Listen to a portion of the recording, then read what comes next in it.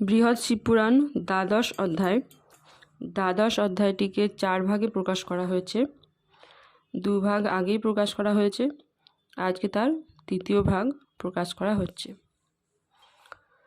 আদেশ পায়া নন্দী সরিতি নয়ন, অবিলম্বে দ্রুত গতি করিল গমন। ক্রমে ক্রমে বিচরিল এ 3 ভুবনে, উত্তর শিয়রে নাহি দেখে কোনো জনে। পরেতে অমরাবতী করিয়া গমন, দেখে ঐরাবত গজ গজ করিয়া শয়ন। শয়ন করিয়া আছে উত্তর শিয়রে, তাহারে হেরিয়া নন্দী হরিষ অন্তরে। উদ্যোগ করিল শির করিতে ছেদন, অমনি চিৎকার করে ইন্দ্রেরও বারণ। বৃংহিত নিনাদ করে অতি ঘোরতর, চকিত হইয়া সবে আসিল সত্তর। ইন্দ্র আদি সবে তথা করে আগমন, নন্দীরে হেরিয়া ইন্দ্র কহেন তখন। কে তুমি কোথায় থাকো বলো শীঘ্রতর, নাসিতে উদ্যত কেন এই গজ বড়। কি কারণে আসিয়াছ ইন্দ্রেরও ভবনে, কোন জন পাঠাইছে বলো এই স্থানে। তোমার হাতেতে অসি কিসের কারণ, অদ্ভুত আকার তব করি দর্শন। কে তুমি কাহার লোক বলো তরা করি, আসিয়াছ কিবা হেতু আমারও নগরী। এতিক বচন শুনি নন্দীবীর কয়, শুনো শুনো মহোদয় মম পরিচয়। শিবের কিঙ্কর আমি নন্দী অভিধান, শিবের আদেশে আমি আসি এই স্থান। ঐরাবত শির আমি করিয়া গ্রহণ, শম্ভুর নিকটে তরা করিব গমন। শিবের তনয় হয় পরম সুন্দর, উত্তর শিয়রে ছিল সেই শিশু বর। অকস্মাৎ হস্ত হতে হয়েছে পতন, তাহাতেই শির তার হয়েছে ছেদন। সে শির যোজনা নাহি স্কন্ধ পরিহয়, সেই হেতু আসিয়াছি ওহে মহোদয়। হইয়াছে দৈববাণী শুনহ রাজন, গ্রহদোষে শিশু শির হয়েছে পতন। উত্তর শিয়রে ছিল শিশু হস্ত পরে, এই হেতু যে জন আছে উত্তর শিয়রে। তাহার মস্তক আনি করিলে যোজন, পুনশ্চ বালক পাবে আপন জীবন। এই হেতু আসিয়াছি তোমার নগরে, দেখিলাম তব গজ উত্তর শিয়রে। অতএব গজশির করিব গ্রহণ, ঐরাবত আশা তুমি করো বিসর্জন। যদি বাধা দেহ ইন্দ্র ইহাতে আমায়, যাইবে সমন গৃহে কহিনু তোমায়। শিবের তনয়ে প্রাণ প্রদান করিতে, নিশ্চয় বধিব আজি গজ ঐরাবতে। নন্দীর এতক বাক্য করিয়া শ্রবণ, মহাক্রোধে রসি উঠে দেবেন্দ্র তখন।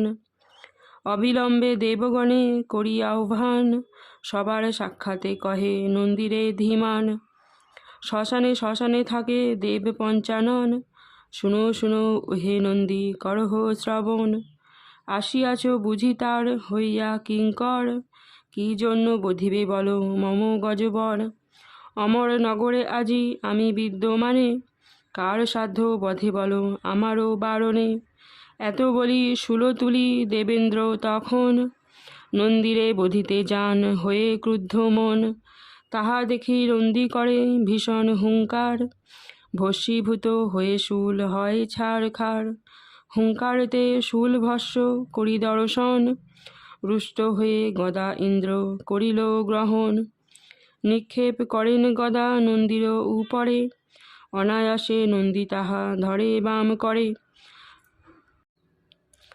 সেই গদা ফেলে নন্দী ইন্দ্রেরও উপর, ইন্দ্রবক্ষে গিয়া গদা পরে ঘোরতর। গদার আঘাতে ইন্দ্র ব্যথিত হইয়ে, ক্ষণকাল রহে ভূমে ব্যাকুল হৃদয়ে। তারপর পুনঃশূল করিয়া গ্রহণ, নন্দীর উপরে ইন্দ্র করে বিসর্জন।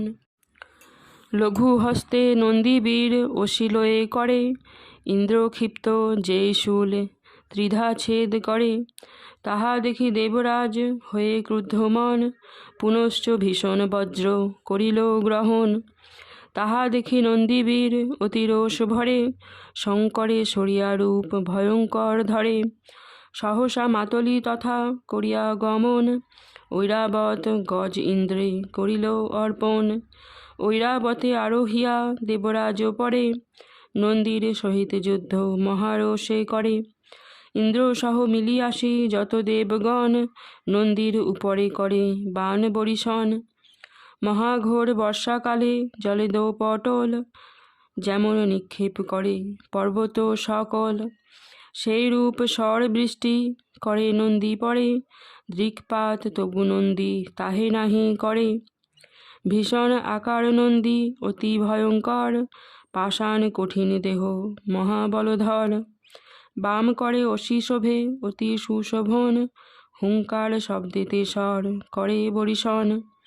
নিঃশ্বাস ছাড়িয়া স্বর নিবারণ করে, তাহা দেখি দেবগণ বিমুগ্ধ অন্তরে। অকস্মাৎ নন্দীবীর ছাড়িয়া হুঙ্কার, ঐরাবত গজবরে করিল সংহার। গজের মস্তক ছিন্ন হইয়া পড়িল, দেবগণ হাহাকার করিয়া উঠিল। গজশির লয়ে নন্দী করিয়া গমন, শিবের নিকটে আসি করিল অর্পণ। নন্দীর বিক্রম দেখি দেব মহেশ্বর, মহানন্দে আলিঙ্গন দিলেন বিস্তর। তারপর গজশির করিয়া গ্রহণ, শিশুর স্কন্ধেতে লয়ে করেন যোজন।